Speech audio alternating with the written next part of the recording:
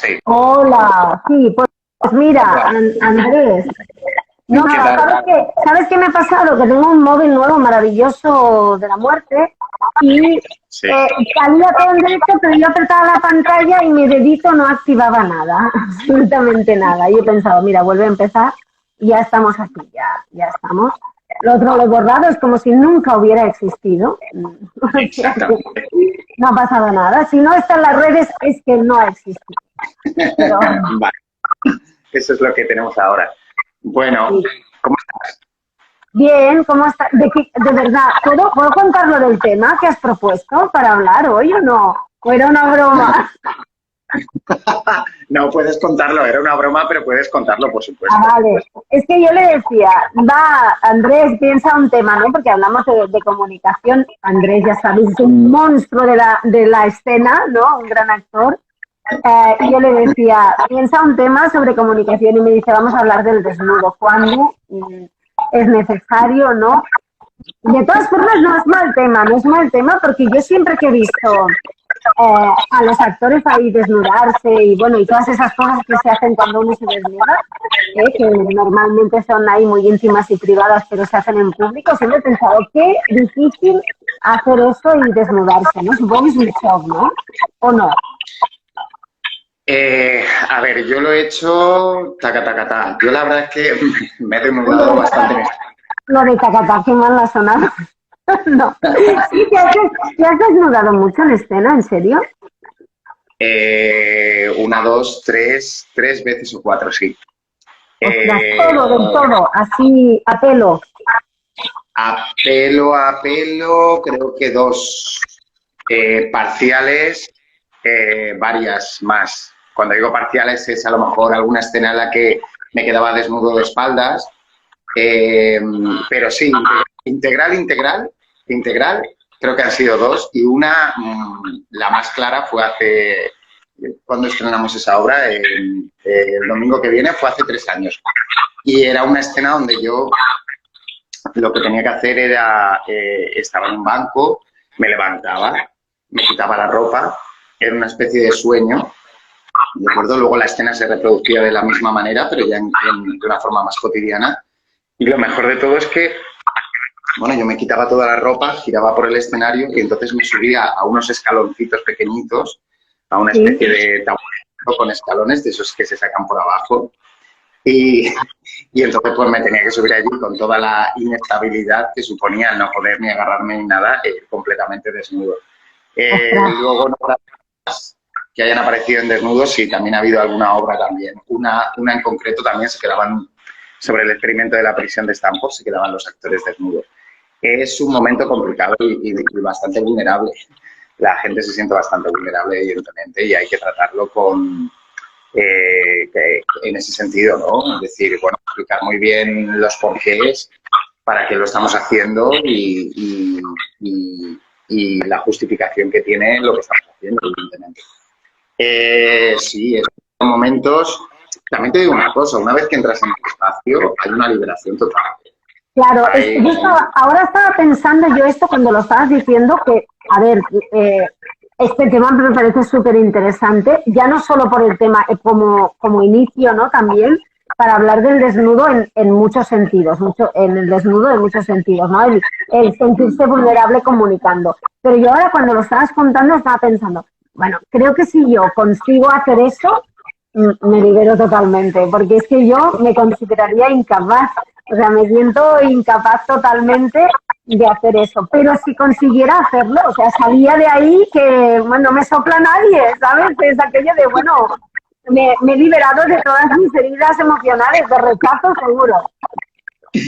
a mí me resulta, claro, cada uno es un mundo. A mí me resulta más problemático lo común.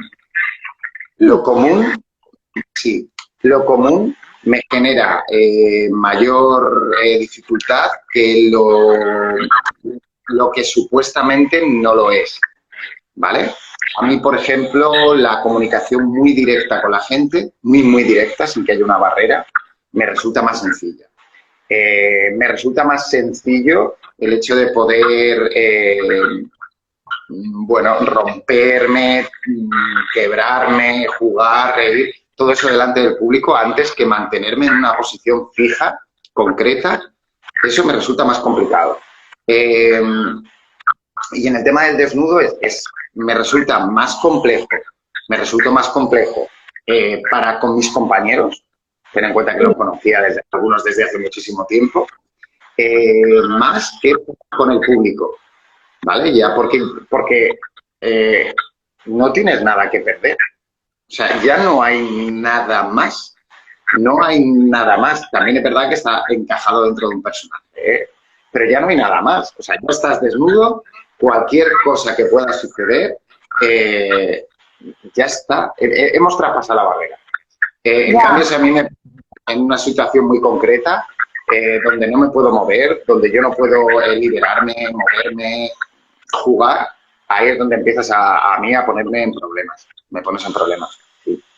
Claro. Estaba pensando que esta es una situación que tú definías muy bien como, bueno, es explorar al máximo tu vulnerabilidad, ¿no? Porque aquí estoy yo y esto soy yo en mi máximo y mi mínimo esplendor, ¿no? Depende de cada uno, como no como sea, sino como tú te veas. Pero, ostras, al final piensas, es un gran ejercicio interno y al mismo tiempo, ¿cuántas veces nos cuesta desnudarnos a la hora de comunicar? Y no me refiero a quitarte la ropa, sino desnudarte emocionalmente, ¿no? Que, por ejemplo, mira, el otro día, estos días lo hablaba con una amiga, ¿no? Personas, por ejemplo, que le dices algo y es incapaz de conectar con sus emociones y de contestarte conectando con esas emociones, ¿no?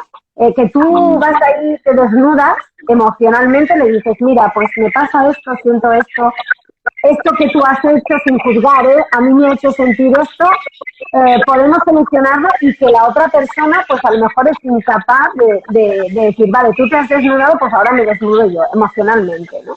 Y esto nos pasa muchísimo. Sí, sí, sí. Bueno, lo hemos hablado una que otra vez cuando hemos estado conversando nosotros. Es que no es del todo sencillo y tenemos como bastante miedo a que esa apertura, que emocionalmente tú te abras y compartas con la otra persona lo que exactamente te está sucediendo en el momento que te sucede, por la cantidad de veces que trabajamos bajo una apariencia, coraza, vestuario, lo que nosotros queramos decir. Romper la costumbre es muy complicado. Pensamos que alguien va a ver detrás nuestra.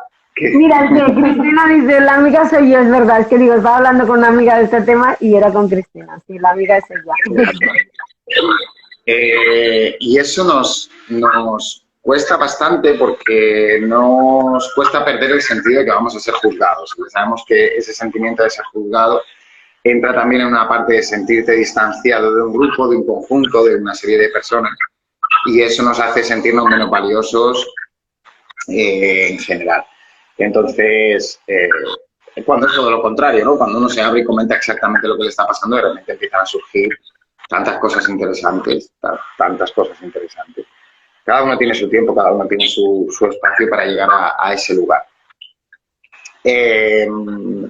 Yo recomendaría a todo el mundo que en algún momento se desnudara de cualquier manera, en cualquier lugar. Y hablo tanto metafóricamente como físicamente, porque al final el pensamiento que tenemos sobre nosotros mismos nunca va a ser el mismo que los demás tengan sobre nosotros, y ese contraste es bastante interesante y bonito de ver, ¿de acuerdo?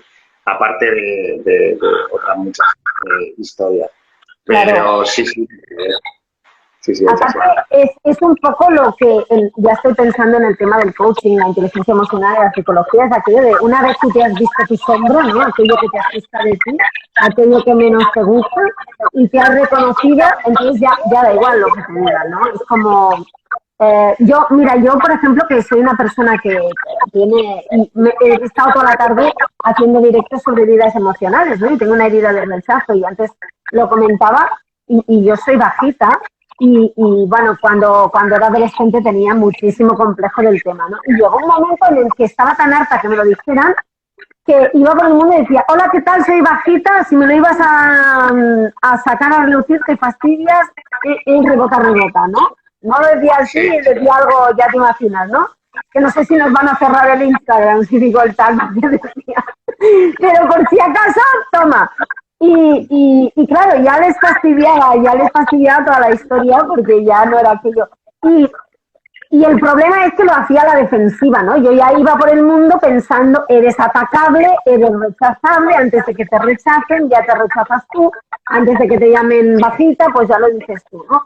Pero en cierta forma, el autoconocimiento y el conocimiento de todo eso que te asusta, es decir, el experimentar eso que te asusta, hacerlo consciente y reconocerlo, como tú decías, desnudarse, te permite desde la vulnerabilidad aceptarte mucho y bueno, y superarte mucho, y es aquello de a ver quién me dice ahora algo, ¿no? Porque ya me lo he dicho yo, o sea, te conviertes en no atacable.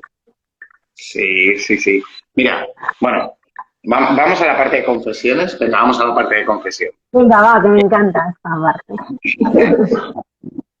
Confesiones. Mira, yo creo que fue a los 13, 14 años cuando empecé a tener miopía. Y fue en concreto, no sé, en el agua, el tal, un roce. A partir de ahí empecé a ver mal. Yo no me puse gafas hasta los 27. O sea que estuviste palpando más de 10 años. No tenía tanta miopía, pero fueron 15 años en los que no le dije a nadie, básicamente, que tenía miopía. Y el problema no era tanto que me preocupara que me dijeran que tenía miopía. El problema es que me preocupaba ya haber escondido durante tanto tiempo eso. El esfuerzo, yo soy hiperpuntual precisamente por eso. Porque yo quería llegar antes a tiempo para poder situarme y controlar la situación. Ya. Exactamente, quería controlar la situación.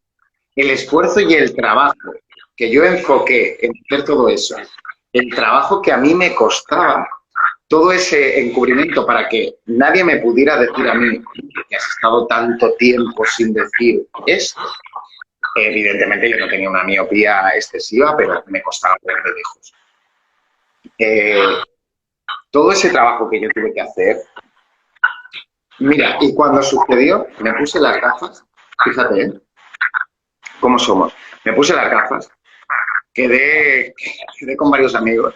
Las dos respuestas que tuve fue, una, no te quedan mal. Ah, pues no te quedan mal. Punto. 15 años. 15.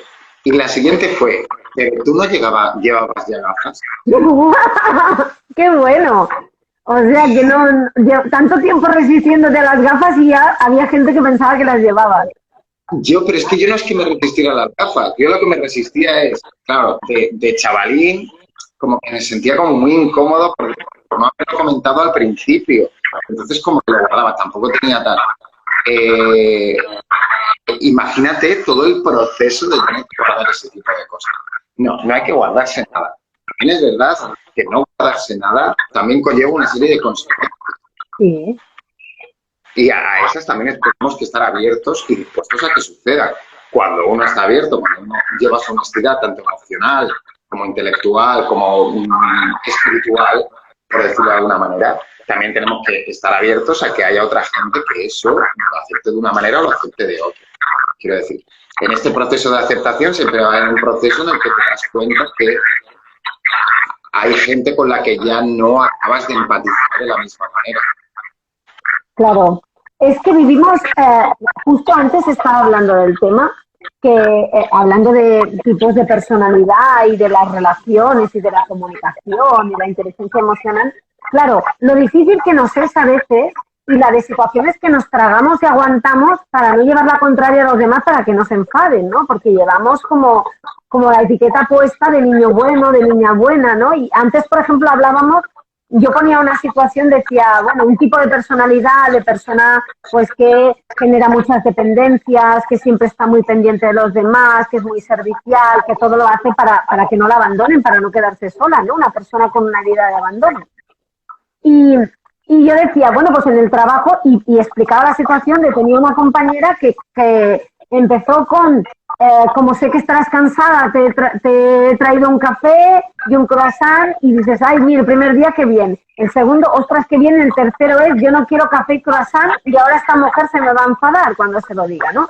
Y viene aquello de, con lo mucho que me sacrifico yo por ti, ¿no? Todas esas cosas, como no lo... Y lo difícil que es desde el respeto comunicar eso, ¿no? Desde una forma asertiva, decirle, mira, es que te lo agradezco mucho, pero es que a mí no me apetece fichar cada día con el café y el croissant, ¿no? Porque es que aparte ya he desayunado, ¿sabes?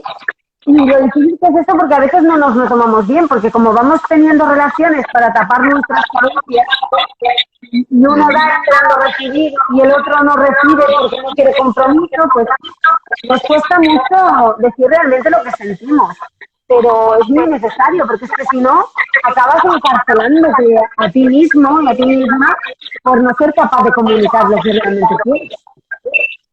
Claro, a veces tenemos diálogos más que con los demás con nuestra propia historia y nuestra propia forma de ver las cosas y con lo que nuestra forma de transicionar y eso. Y nos falta esa pequeña, perdón, no es que nos falte, pero a lo mejor no tenemos acostumbrados a esa pequeña escucha activa, donde realmente una escucha activa que parte primero hacia nosotros y luego se comunica con los demás para también poder entender cierto tipo de situaciones, ¿de acuerdo?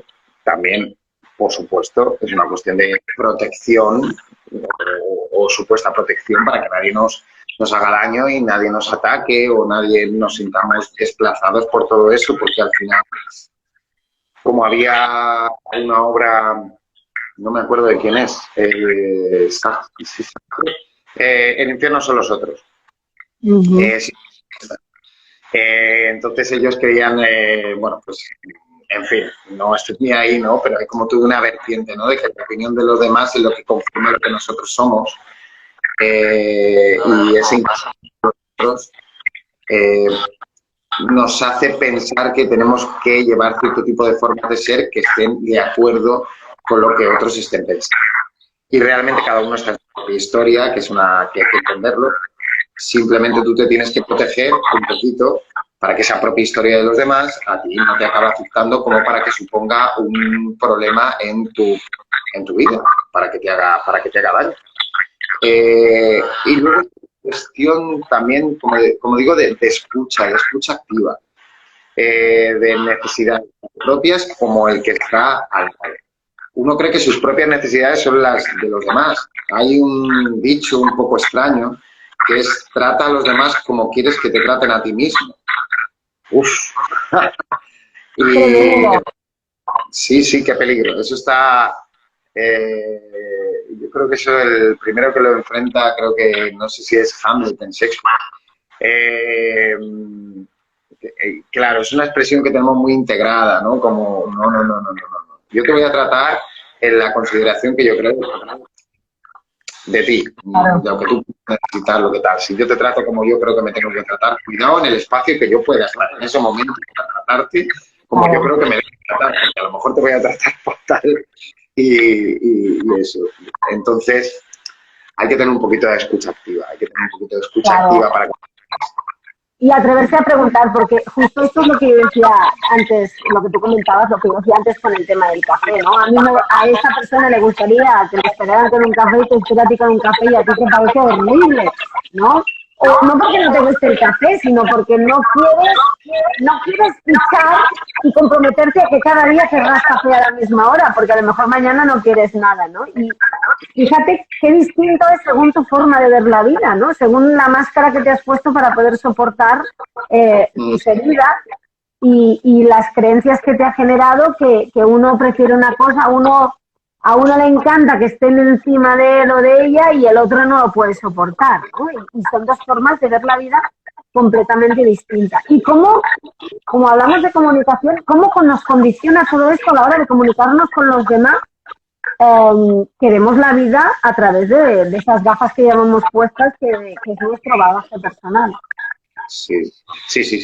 Pues me estoy mirando, he ido a caminar hoy 2 horas y estoy rojo como un tomate porque creo que me he quemado. Sí. Sí.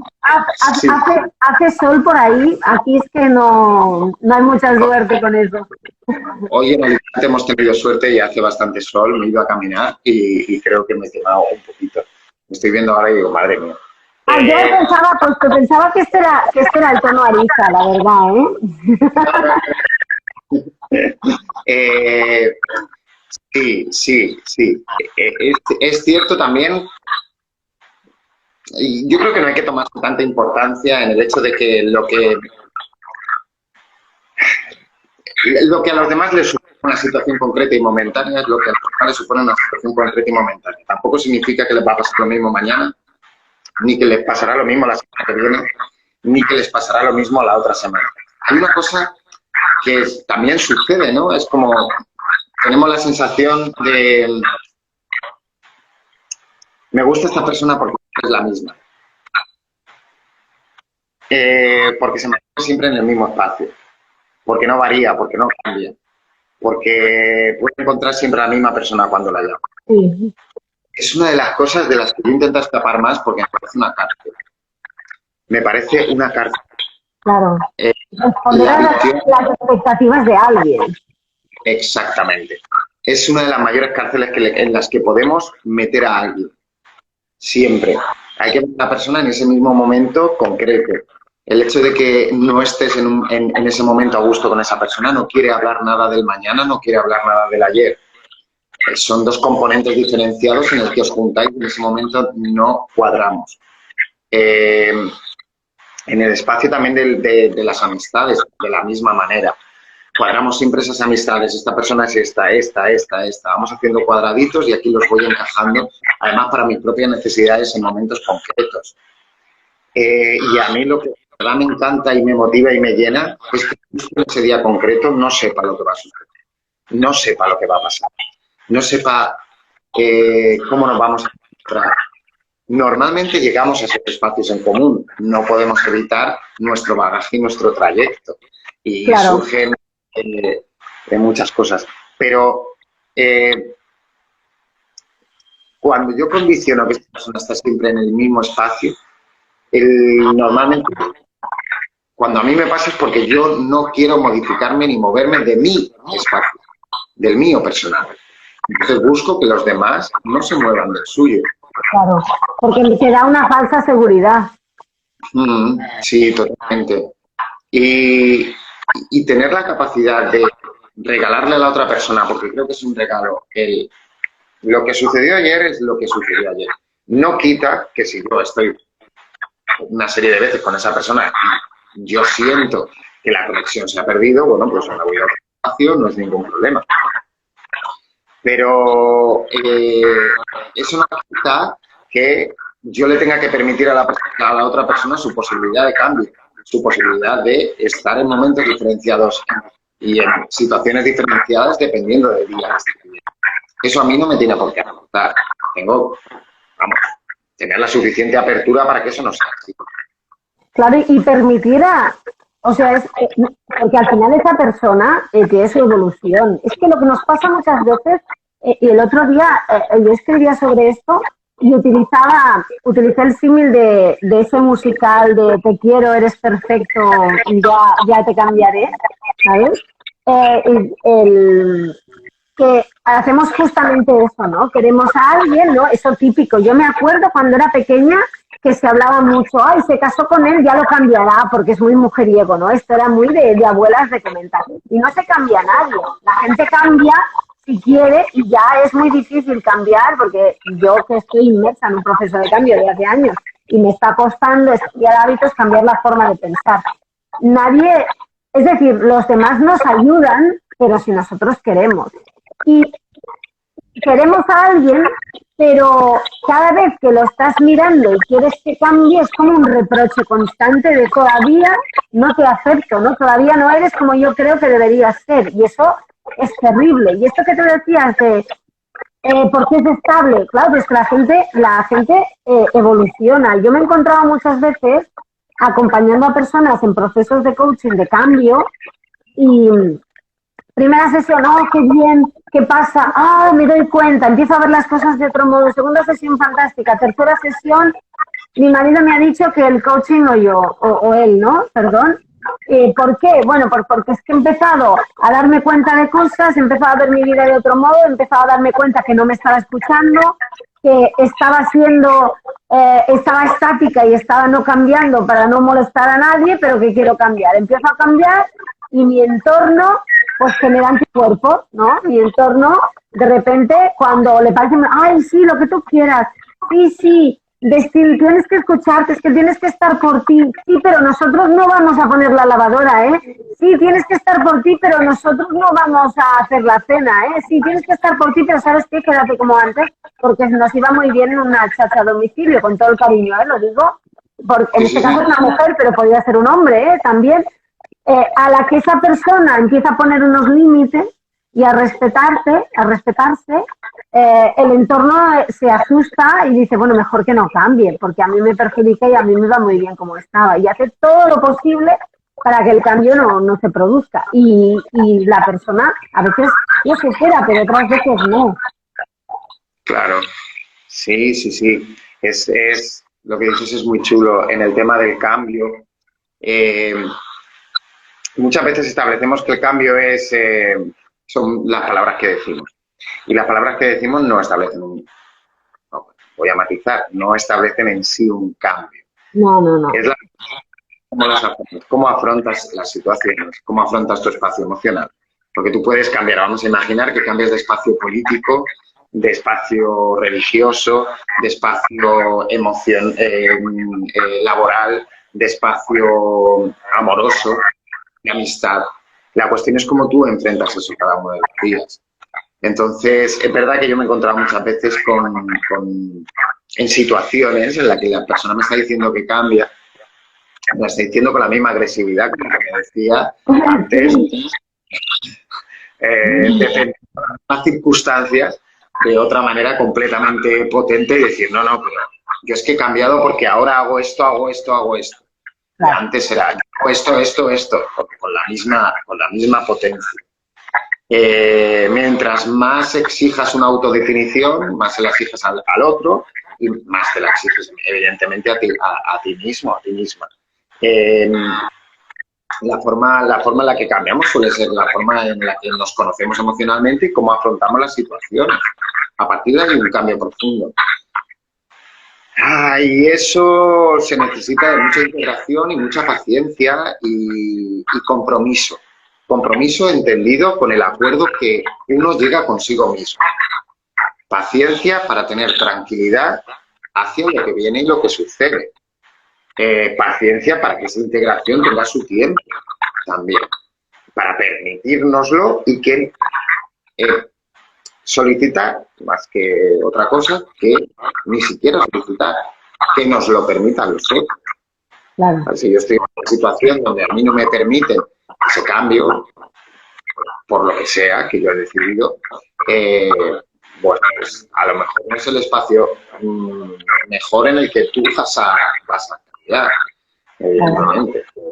Esto que dices es muy interesante porque esto que decías, gente que me dice que ha cambiado me lo dice chillando igual que antes me decía otras cosas. Es que en el fondo el cambio no es lo que haces, es desde dónde, es para qué.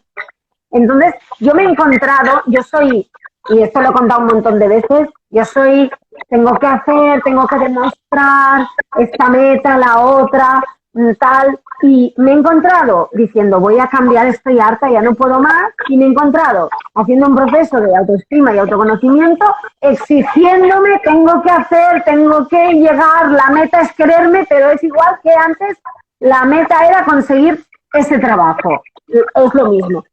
Y estoy haciendo cosas distintas, estoy intentando metas distintas, pero la forma de acercarme a ella es exactamente la misma que antes, con lo que yo no he cambiado. O sea, por ejemplo, es aquello de, no, es que antes iba a cazar, no, yo no, por favor, por Dios, no, que nadie, antes iba a cazar y ahora hago yoga, pero hago las dos cosas siendo el mismo tipo de persona, me exijo mucho cazando, me exijo mucho haciendo yoga, tengo la misma actitud beligerante cuando cazaba que haciendo yoga, ¿no? Por tanto, no he cambiado nada, solo he cambiado el escenario, pero sigo viéndome a mí de la misma forma Y el motor que me impulsa al movimiento propio, ¿no? La motivación, sigue siendo la misma porque me veo de la misma forma y no he cambiado la forma de pensar, que es el cambio principal, bueno, es el todo. Claro. Es cambiar una filosofía por otra, cambiar una religión por otra, cambiar un trabajo por otro, cambiar. Eso no es cambiar, eso es simplemente entrar en otros espacios diferentes, ¿de acuerdo? Pero ahí no hay un proceso en realidad. Si lo que hablamos es que es un proceso de cambio. Al final acabamos soltando algunas cosas para agarrarnos a otras rápidamente, cogernos así abrazados rápidamente, que tienen a lo mejor mejores, son más bonitas por fuera, son más bellas, están más acordes con mi pensamiento actual, están más acordes con un estilo ahora más nuevo, incluso moderno, vamos a decirlo así, que somos todos muy modernos y modernos. Pero eso no quiere decir que ese proceso de transformación en ti se haya iniciado, ¿no? No hay ninguna culpabilidad, no tenemos por qué culparnos por eso. Pero la realidad es que depende del espacio cómo lo afrontes. Yo he conocido realmente gente haciendo en una nueva New Age espiritual, yoga, haciendo retiros espirituales, haciendo muy intransigentes. Totalmente, sí, sí. Muy intransigentes. Como este es el espacio que hay que hacer, aquí es donde hay que llegar. Yo he alcanzado el conocimiento, yo estoy como si esto fuera una escala del 1 al 9 o del 1 al 10. Yo ahora mismo estoy en el 8, conocimiento Ultra Plus, meditación extra 3. Y claro, tú no vas a comprenderme, tú no vas a comprender lo que yo te estoy diciendo, porque mi Extra Plus Yoga 2,4 hace que esté en un nivel en el que no llegas.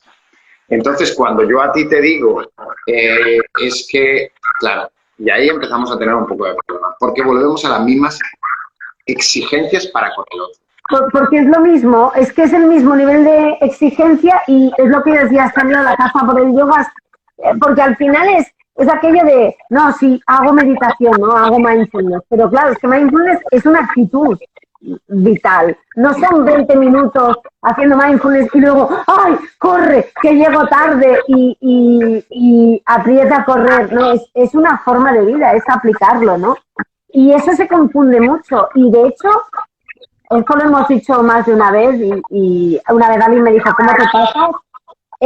Hemos cogido este mensaje que para mí es un mensaje ultraliberal, esto del esfuerzo y tal, que no digo que no se tenga que hacer nada, pero eso de todas esas frases de no te rindas, persigue tus sueños y tal, toda esa historia, que no tiene nada de malo perseguir tus sueños. El problema es que le hemos dado la vuelta y es una forma de esclavitud unipersonal, porque al final... Eso de si te esfuerzas suficiente y lo deseas mucho, lo conseguirás, significa que, oye, si tú ahora no tienes el dinero que quieres en el banco, es que no has hecho suficiente. Y eso no es cierto, porque eres tú, están las circunstancias, están muchas historias y que la vida también te pone delante situaciones de aprendizaje para mí, ¿no? Y eso no significa absolutamente nada. ¿Y qué hace esto? Pues acaba esta forma de pensar, te acaba... metiendo en el mundo de la culpa y en el mundo del miedo y del no merecimiento porque no he hecho suficiente y te acabas identificando con lo que haces como si no fueras nada. Hombre, yo he llegado a ver, me acuerdo una vez que vi una frase y además la colgó una persona que conozco de redes, que es una persona que me parece maravillosa, y le dije en privado, ¿en serio? Y es una frase que suena muy bien, a ver qué te parece, pero la miras en profundidad y piensas, pero ¿qué me estás diciendo? El respeto tiene que ganarse. Atención. Y la gente diciéndolo, sí, tienes razón. Yo me digo así, digo, pero perdona, ¿qué me estás contando? Que yo voy por la calle y me encuentro una señora que no conozco de nada y para que no le escupa en la cara tiene que demostrarme algo. Digo, ¿o qué me...? No, pero hay que esforzarse. Digo, sí. Digo, entonces tú, ¿cuántos tienes tus hijos, no? Sí. Supongo que el día que nacieron los pusiste a currar, porque mientras no curraban no valían para nada, ¿no? O sea, tenían que ganarse todo su respeto y ya lo tenían. No, claro, sí. Ostras, es que yo me quedo alucinada. El respeto hay que ganárselo. No, hombre, no. el respeto está ganado. Cualquier ser humano que nace se merece respeto o no. Es que, Sí, pero estas frases están ahí y la gente las repite una y otra vez y se las cree. Sí, ahora sí, ¿eh? sí. Es claro, hay que llevar mucho cuidado porque eso tiene como el desliz izquierda y derecha. Te tienes que ganar mi respeto, porque en el fondo nos olvidamos que nosotros tenemos es como si nosotros es muy egocéntrico eso, porque es como si nosotros, antes de nosotros no existiera nada y después de nosotros no puede existir nada. Como si fuéramos el baremo de todo nosotros. Exactamente. Estamos en constante evolución. Como estamos en constante evolución, la palabra respeto se ha modificado a lo largo del tiempo y lo que era respetado hace 20 años o 30 no es respetado ahora. El respeto es un concepto, es un espacio mental, ¿de acuerdo? Evidentemente, si lo que quieres decir con ello es, si tú te estás comportando mal conmigo, me haces daño, me maltratas, yo estoy en un espacio en el que me estás, yo qué sé, lo que sea. Evidentemente, no tengo por qué respetar estar contigo, no tengo por qué respetar una serie de condiciones. Pero mucho cuidado al tema de darte mi respeto, el mío. Pero es que si cada persona tuviera que ganarse el respeto de 7.700 millones de seres humanos, donde sus condiciones sociales, sus condiciones de educación, emocionales, laborales, son un universo completo. Ese tipo de clases son muy complicadas. Mira, hay otra clase que también es muy complicada. Quiérete a ti mismo porque si no, no te van a querer los demás. Claro. Que es una... Exactamente, que en principio puede resultar muy interesante, pero que la realidad de lo que estás diciendo es, oye, tienes que trabajar para que te quieran, tienes que trabajar tú, tienes que... No, yo puedo querer y... Es como una amenaza, en el fondo es como una amenaza, porque lo real es quiérete, a ver, no te costará encontrar el tipo de amor que tú te mereces si tú no te quieres, pero no, quiérete si no te van a querer los demás, porque es que si no, es una amenaza, o sea, estás convirtiendo un proceso amable hacia ti, que es lo que nos pasa mucho, que convertimos los procesos de autoestima en procesos de esclavitud, ¿no? Y de autoexigencia, ¿no? Si no, no te van a querer los demás. Pero es que esto lo hacemos mucho, porque yo me he encontrado, a veces, el otro día había una persona que me envió un mensaje y me estaba diciendo, hombre, es que esto tienes que hacer no sé qué, cuando yo pensaba, me está pegando la bronca porque... Aparte digo, es que encima soy tonta, porque lo admito, porque otro le diría, no, este tema lo llevo muy bien, no, yo voy y lo admito y digo, no, pues mira, yo este tema no lo tengo solucionado, ¿no? Hoy pues no puede ser, no sé qué, y dices, me estás poniendo prisa, eso es como eso que hacemos cuando ha muerto alguien, que vamos a ver al familiar y le decimos, no pasa nada, no sé qué, y el otro es como decir, sí, claro, voy a pasar el duelo en 5 minutos porque a ti te raye verme triste, no, hombre, no, que voy a pasarme... que si me estoy 6 meses llorando, pues me estoy 6 meses, porque me da la gana, porque todo tiene un duelo y unas fases, ¿no? Pues no nos respetamos los tiempos a nosotros mismos ni los tiempos ajenos en general, ¿no? Yo me acuerdo que esa persona me decía, aparte es un coach, y yo le decía, pero ¿cómo me está pegando la bronca porque no me quiero suficiente? Vaya proceso, o sea, yo lo primero que le digo a la gente, yo voy a decirte las cosas reales, pero no te voy a pegar la bronca, estás haciendo lo que puedes, si pudieras estar haciendo más lo estarías haciendo y no estaríamos así, ¿no? Pues nos pegamos la bronca, que es lo menos amable, ¿no? Como otra historia. Ay, piensa en positivo, que sí, que está muy bien. Pero vamos a ver, vamos. Mira, te dejo y dite te quiero. ¿Y sabes para qué sirve el esto lo dijimos? ¿Sabes para qué sirve el experimento? Para darte cuenta del asco que te da cuando lo dices y que no es verdad, ¿sabes? Y a mí hay gente que me ha llegado a decir, es que si me levanto triste tengo que fingir, porque si siento esa tristeza me baja la vibración. no te lo pierdas. Y yo le digo, no, porque si tú estás triste y te permites sentir esa tristeza y explorarla, no hay mayor acto de amor que sentir esa tristeza, y ese acto de amor es una vibración muy alta, o sea que tranquilízate, ¿no? Pero se nos meten en la cabeza unas historias, o sea, lo cogemos todo al revés, ¿no? Y nos acabamos maltratando o sea, decidimos un día querernos y nos acabamos maltratando para querernos, y es imposible. Claro, porque totalmente, me encanta, porque lo hacemos como un dogma. Mirarse al espejo y reconocer. Mirarse al espejo y reconocerse físicamente no quiere decir que según te mires vayas a decir, madre mía, está Brad Pitt, estoy yo. Qué buena estoy. Claro. Y luego viene, pues, Angelina. Y yo me adoro, me amo. No. Tú te miras para reconocerte, para tener una visión y ser consciente de lo que tú eres físicamente, del espacio que tú ocupas, del lugar que tu cuerpo ocupa, que lo ocupa, tanto que estamos aquí, tanto que estamos aquí. Está muy bien el reconocimiento físico y corporal, es decir, esta soy yo. Y esto no es modificable, evidentemente, puedo hacer 1000 cosas para modificar mi cuerpo, pero esto es lo que yo ocupo, lo que yo soy. Está bien reconocido para salir a veces de aquí, para pasar al espacio corporal, pero no para decir, si tú una persona que tiene problemas, emocionales, va a utilizar cualquier herramienta positiva precisamente como un acto de ataque hacia sí mismo, porque si tú le dices a alguien, oye, escúchame, la solución está en ti, madre mía del Señor hermoso, porque la solución está en mí, encima voy a coger ese castigo, es decir, la solución está en mí, yo no estoy utilizándola, porque tú estás poniendo lo que estás haciendo es coger una cerilla a un sitio que hay para aprenderlas, porque todo lo vamos a utilizar en ese momento en el que yo especialmente estoy aquí. Claro. Luego, la parte emocional, te estás hundido con esa tristeza.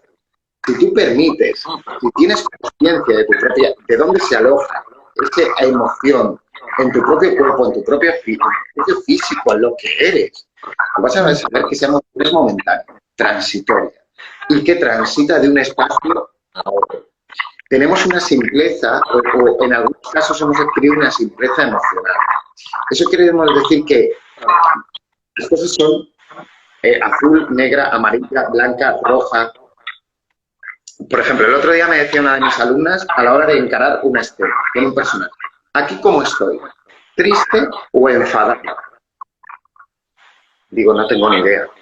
Yo no puedo saber cómo tú estás en esta escena, tu personaje está. Tú tienes tus antecedentes, tus circunstancias.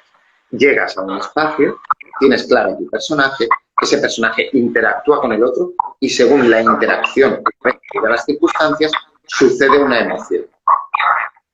Esa, digamos, simplicidad emocional de encajarlo todo como si no fuéramos capaces además de entrelazar diferentes emociones. Nos hemos olvidado también que queremos sentir que dentro de la melancolía hay una felicidad, que no es lo mismo estar triste que tener una depresión, que no es lo mismo el enfado, la ira, la angustia, no es lo mismo. Dentro de nosotros caben esos espacios, pero es que creo que lo decía Rihanna, eso que tú estás diciendo lo decía Rihanna. Decía, yo cada día que me levanto no pienso enseñarle a nadie que estoy baja. Claro. Muy viva. Y entonces nadie puede entrar ahí. No. Pero el problema es que el problema que hay, si tú lo haces consciente y dices, mira, estoy mal, soy consciente, pero me permito sentirme mejor, salgo y sé que lo tengo pendiente y lo sentiré. El problema es que no lo hacemos conscientes. O sea, el problema es que nos evadimos, es que eludimos lo que tenemos que sentir, lo que está pendiente. Eludimos lo que estamos viviendo, ¿no? Lo que estamos sintiendo, y eso siempre nos persigue. Y al final es muy divertido porque a mí me ha pasado, ¿eh? O sea, yo he estado en una situación, y creo que esto lo comenté, he estado en una situación Y en ese momento me he dado cuenta, digo, ostras, me acuerdo, y sé dónde estaba. Estaba en la playa sentada viviendo una situación dura y pensé, llevas 10 años haciendo barbaridades contigo misma para no llegar a esta situación, para evitarla, ¿no? O sea, para no quedarte, pues, por ejemplo, en este caso, sin un trabajo, ¿no? Y he aguantado de todo para no quedarme sin trabajo. Y ahora que estoy aquí, para no vivir esto, y ahora que lo estoy viviendo aquí, ostras, pues no era tan duro. Porque además tenía miedo, pero además tenía miedo al miedo. Y ahora solo tengo miedo. El miedo al miedo ya no está porque ya lo tengo aquí, ya ha llegado. Es como, ya no sufres. Cuando es el día de la operación, ya no sufres porque llega la operación, ya ha llegado la operación, ¿no? Y estaba ahí y pensé, ostras, ¿y sabes qué? Cuando llegas a sentirlo, ese miedo te libera, porque ya no estás sufriendo porque llegue, porque dices, ahora ya no soy la persona que huye de esa situación que le da miedo, soy la persona que afronta la situación. Oye, pues muy bien, aquí estás, ¿no? Y de repente te reviste de un empoderamiento, de una imagen, cambia tu forma de verte. Y oye, dices, llevo 10 años huyendo de lo que me iba a salvar la vida en el sentido emocional, ¿no? De lo que me iba a liberar, estaba huyendo de lo que me iba a liberar. Y es muy duro porque la mayoría de gente, a mí me ha pasado, no vive sin miedo, pero vive en constante situación de angustia por miedo a vivir ese miedo, o sea, tienen miedo al miedo. Totalmente. Mira, te cuento mi experiencia personal, por ejemplo, a la hora de dar clase. Yo empecé a dar clase hace 9 años en Campello. Yo el primer año que llego, yo no tengo conciencia de una situación que hay, interna, no tengo conciencia. Entro y yo entro como entro. A mí me gusta dar clase, muy pasional, muy, muy pasional. O sea, yo me meto mucho, me enciendo mucho, soy muy activo, me acerco mucho, ¿no? Y como que... miedo ninguno. Cogí a los 20 y los llevé a los 20 desde el principio del trayecto hasta el final del trayecto. Y me ha pasado años de estar yo intranquilo. No quiero perder a nadie porque este año tengo menos gente. Quiero que todo el mundo llegue. Quiero que tal. Y a pesar de llegar a clase e intentar lograr todo eso, he perdido más gente. Es que la he perdido más por el camino. Porque yo me he perdido por ese camino. Claro. Yo me he perdido porque ya tenía tanto bagaje mental del tiempo de lo que supondría dejar esto, de lo bien que yo estoy en este espacio, de lo gusto que me encuentro, de que si dejo esto entonces tengo que buscarme otras cosas, que ni siquiera que estoy disfrutando del espacio en el que estoy. Así como con espectáculos que he creado, como con textos que he creado. Los textos más bonitos que yo he creado, que tampoco soy un muy buen escritor, pero los textos más bonitos que he creado han sido en procesos cuando no se iban a utilizar. Y tenía la libertad de ejercicio y de repente han surgido cosas tan chulas. Me lo digo yo a mí me lo digo, pero cosas tan integradas, tan en fin, sin tanta historia, sin tanto juicio y al final muy bonitas, ¿de acuerdo? Porque no tenemos todo el bagaje en el que nos generamos una historia previa. Claro, y porque a veces no te presionas y porque al final cuando te apegas a algo, cuando te resistes a algo que es, oye, estoy en esta situación, no quiero que se pierda nadie, ¿no? Y te obsesionas con eso, es que cualquier cosa a la que tú le pongas el foco desde el miedo, queda permanentemente atraída hacia ti, porque es necesario sentirla y vivirla para quitársela de encima. Y parece que la estás atrayendo, ¿no? Yo antes decía, ponía un símil, ¿no? Bueno, yo no lo he dicho antes, no soy de fútbol, ¿no? Pero te acercas al balón con tantas ganas y tantas desesperación que lo primero que haces es darle un golpe y se te escapa y vuelves a buscarlo, ¿no? Porque el mismo ímpetu y la misma desesperación y la misma obsesión a veces por evitar algo es lo que lo empuja hacia ti y lo que hace que se te escape lo que realmente quieres, ¿no? Cuando es algo que quieres se te escapa y cuando es algo que no quieres hace que venga hacia ti, ¿no? Y es no vivir la situación tal como es y no aceptarla y no descubrir que en el fondo, aunque te fastidies, hay algo necesario ahí que tienes que vivir. Ya sé que suena muy mal, ¿eh? Pero hay algo necesario. Sí, sí, sí, claro. Bueno, yo eso bajo mí, no sé si se lo pasaría a los demás o no, pero yo lo tengo muy, muy claro tanto en relaciones como en cuestiones laborales. Cada proceso que yo he ido viviendo es el proceso que yo tenía que hacer para poder ir aprendiendo, ¿vale? Claro. Por ejemplo, creo, ¿cuánta gente no ve? Dos, de momento puedo ir diciendo cosas así muy Pues personales. sí, puedes decir las cosas, sí. Luego queda colgado y ya está. Ya está. Sin ser yo consciente, por ejemplo, de los procesos emocionales, en las personas con las que ya yo he estado durante mi vida, vamos a ponernos en relación de pareja. En cada uno de los momentos me han dado, no de una forma egoísta y no de una forma que yo fuera consciente en el momento, esto me ha pasado con el tiempo. Lo que creo que necesitaba yo aprender en relaciones, porque si no, no podría tener ahora la relación con la pareja con la que estoy. No sería capaz. No sería capaz porque no tenía capacidad de asumir vulnerabilidades, porque buscaba en las parejas cosas que mis parejas no me podían dar, porque mis parejas, por ejemplo, no eran mis madres o mis padres, porque buscaba comunicarme de forma directa, buscaba una protección, buscaba que esas personas me dieran un espacio fijo en el que yo después pudiera volar por mi lado, pero que siempre supiera que esas personas iban a estar ahí para yo sentirme protegido, sentirme cuidado.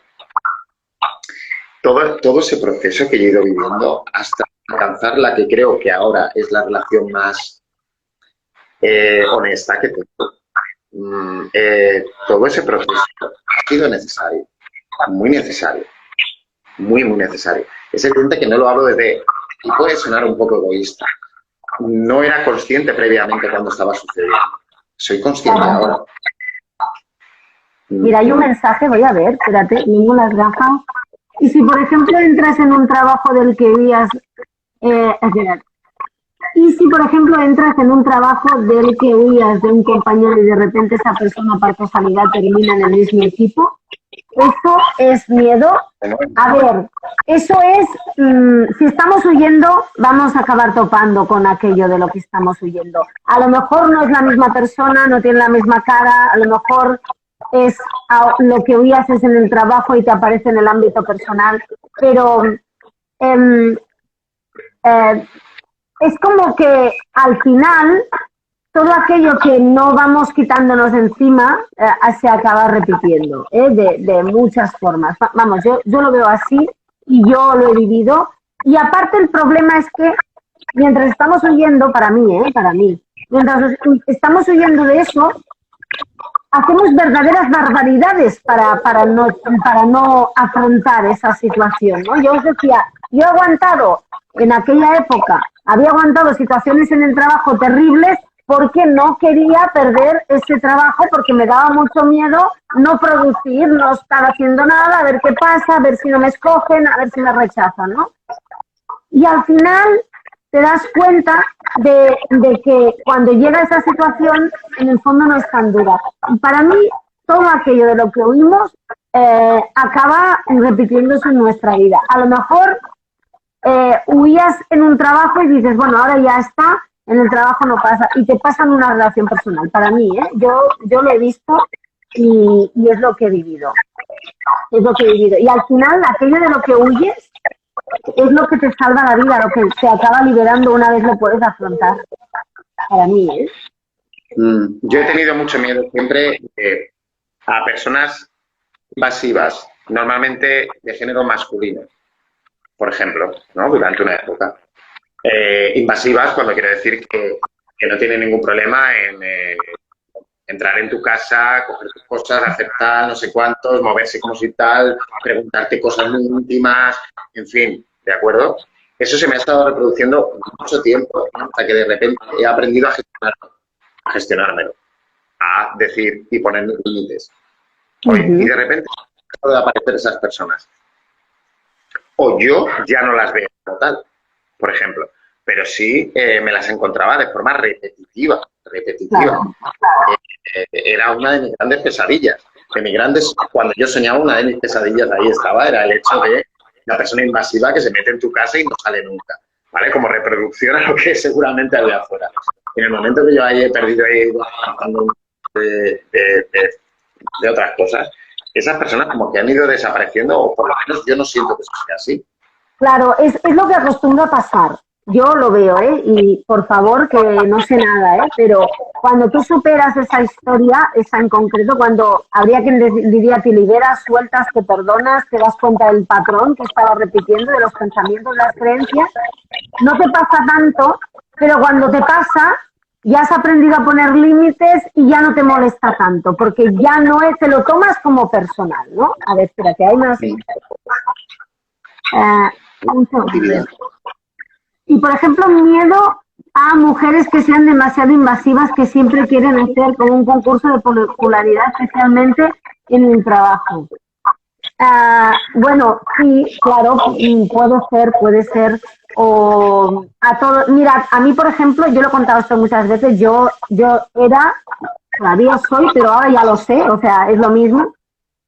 No es lo mismo porque lo hago consciente, pero estoy ahí. Muchas veces tengo que hacer, demostrar, tengo que llegar una meta tras otra, un vacío increíble, necesito que me acepten, necesito que me valoren, soy lo que hago, tengo que producir, no es esquema, nunca es suficiente, todo es muy injusto, todo es muy difícil, ¿no? ¿Vale?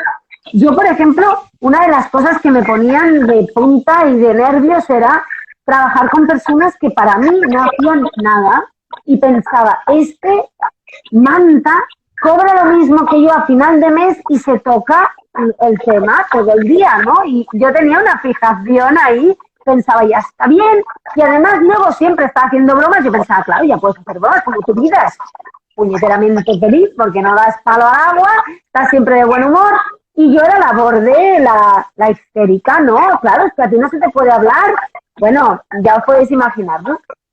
Y yo antes pensaba, qué horror, tal, bueno, yo ahora soy fan.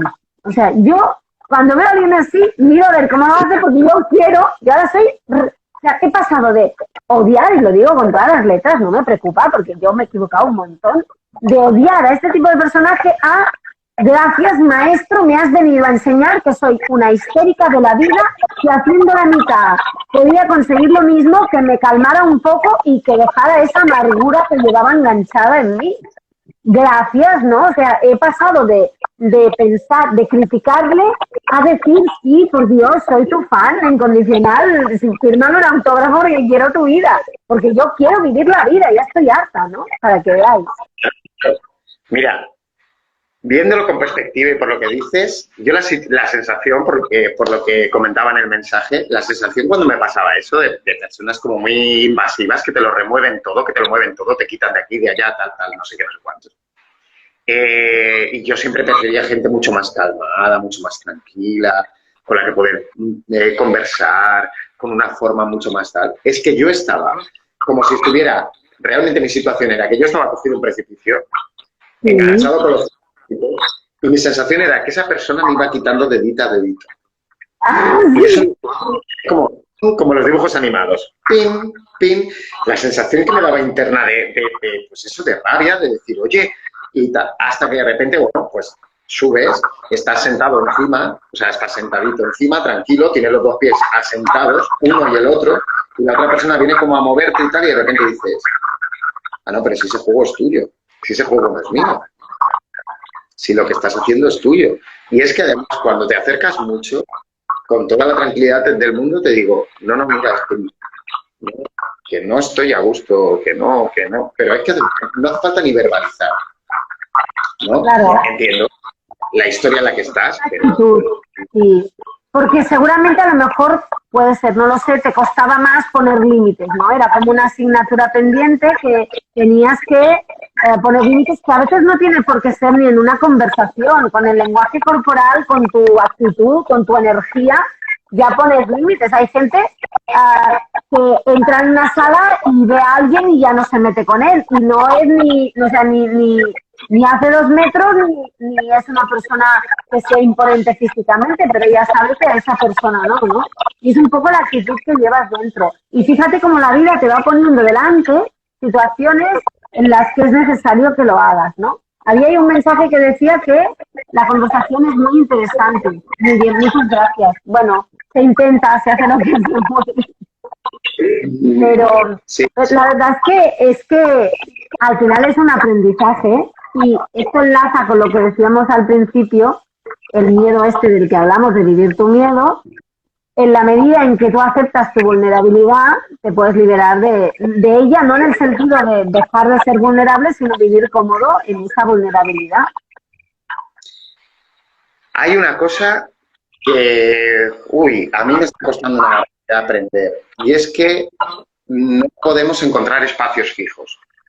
Los espacios fijos que consideramos se nos acaban convirtiendo poquito a poco en cárceles. No es que todo sea un constante aprendizaje, no se trata de que todo sea un constante aprendizaje. Sí, también puede ser un constante aprendizaje. Sino se trata de que cada día vas a tener que volver a aprender y a afrontar tu espacio emocional, que vas a tener emociones, que vas a tener conflictos, que vas a tener emociones encontradas, porque todo eso sucede en tu espacio físico. Nosotros estamos hechos de carne y hueso, de un corazón que late, unas emociones. Entonces, cada vez que nos intentamos aferrar a un espacio cada vez más controlado, nos alejamos de la propia experiencia de vivir.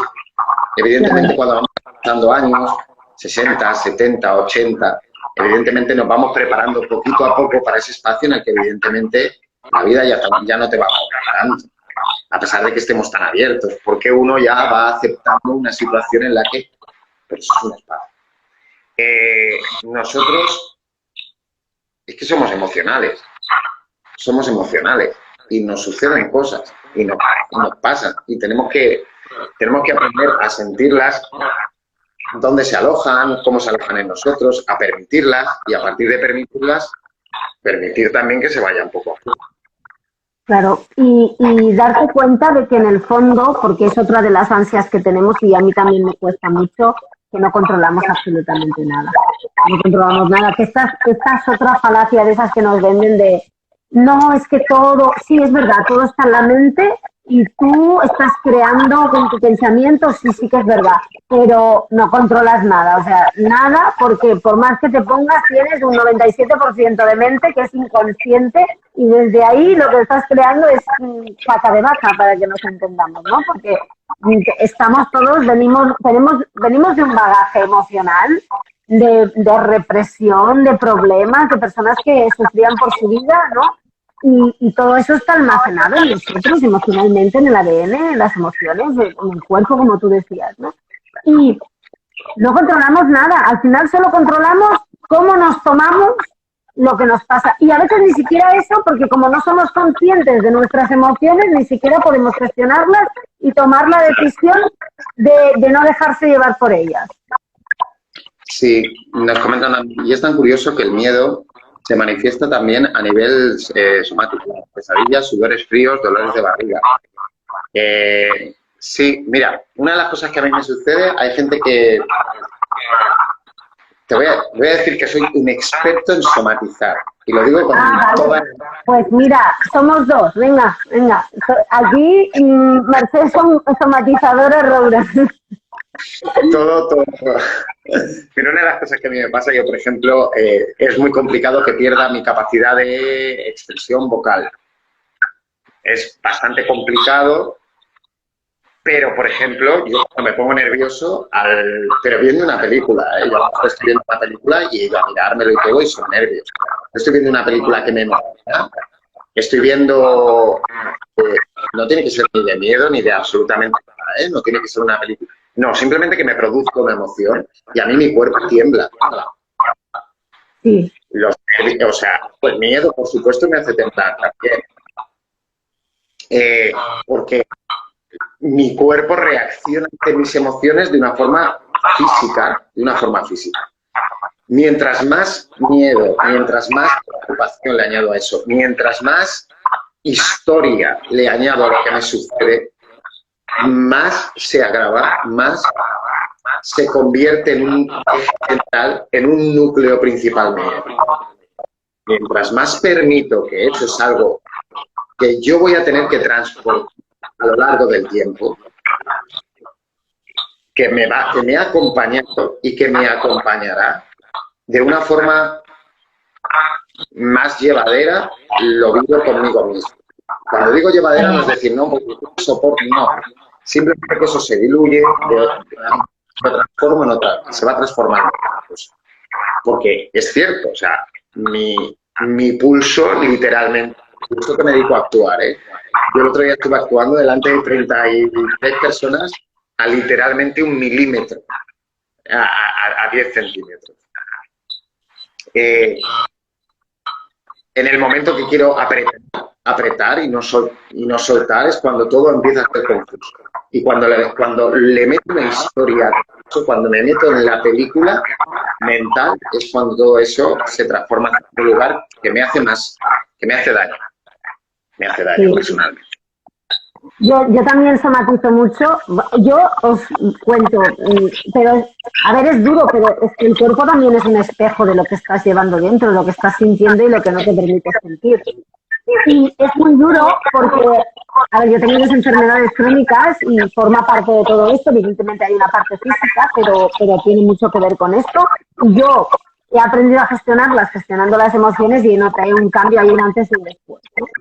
Y hay una parte que es una desventaja, pero por otra parte pienso, bueno, es que es una herramienta muy potente, hay que ver el regalo que hay ahí.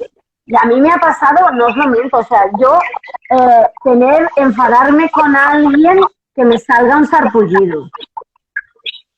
Pero, y ver que al final, pero, o sea, de repente, ¿no? Porque yo soy una persona muy de rabia, muy de ira, ¿no? O, por ejemplo, mi mundo son mis cervicales destrozadas de autoexigencia y tal.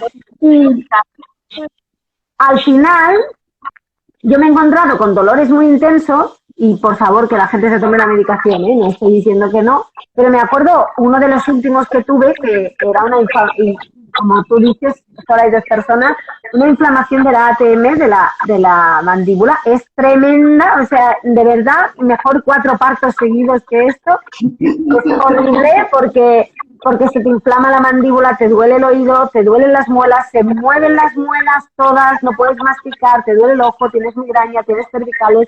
Y me acuerdo una tarde que pensé, tras toda la medicación, o sea, 2 antiinflamatorios tomados, 2 calmantes, nada.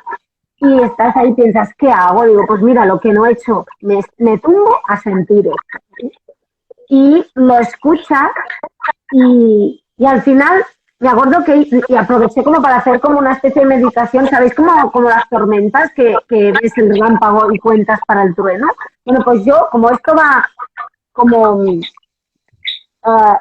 como a torbellinos, ¿no? Y para un poco vuelve, pues yo iba contando y cada vez las pinchazos eran menos y pensaba, se está yendo la tormenta, ¿no? Hasta que se pasa y se va, pero hay 3 horas, la cosa. Y me acuerdo que me pareció muy curiosa porque esa tarde que me dediqué a, ¿qué hago esta tarde? Esta tarde voy a sentir mi dolor y voy a ver qué emociones me suscita, voy a permitirme sentir el dolor y voy a dedicarme a eso, ¿no? A escucharlo, a escuchar mi cuerpo, que me dice.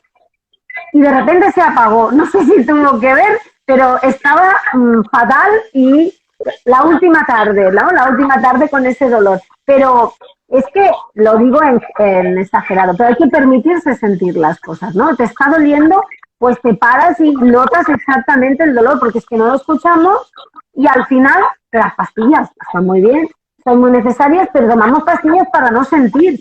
Y está muy bien tomarlas, pero hay que sentirlo y que no nos eviten ser conscientes, porque es que si no te encuentras a esas personas que llevan 10 años en tratamiento y lo único que hacen es tomar pastillas y no están haciendo ninguna terapia, ni están viviendo ningún miedo, ni están afrontando nada. Y la pastilla está muy bien, pero es un parche.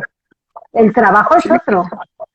Una cosa que has dicho muy interesante es que tú te tumbaste a sentir lo que te estaba sucediendo, pero no buscabas algo al final.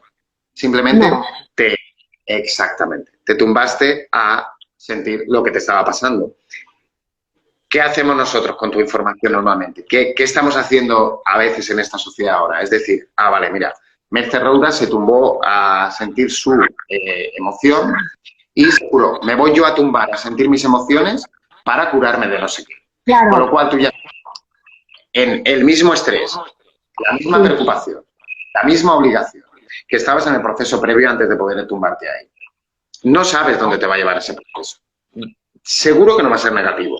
Seguro que no va a ser negativo si tú te paras un solo segundo, por ejemplo, en el tema de los nervios, que nos ocupa también para la comunicación, en el tema del miedo, en el tema del amor, en el tema de la alegría. Un solo segundo a localizar qué está modificándose en tu cuerpo. Claro, pero a explorar eso, a vivir ese momento. A vivirlo, a vivir ese momento, dónde se aloja, qué te produce, qué te está moviendo esa emoción. Y vas a descubrir que la emoción es algo muy físico. Sí. Físico, no solamente mental, sino también Y fíjate que yo creo que a veces, esto lo he hablado con muchas personas a las que he acompañado que tienen dolores crónicos, que a veces digo, sé que suena muy mal, lo que pasa que yo como tengo enfermedades crónicas lo puedo decir, ¿no? Igual otro que no las tiene no lo puede decir. Pero es que a veces no nos curamos porque no nos permitimos estar enfermos, porque negamos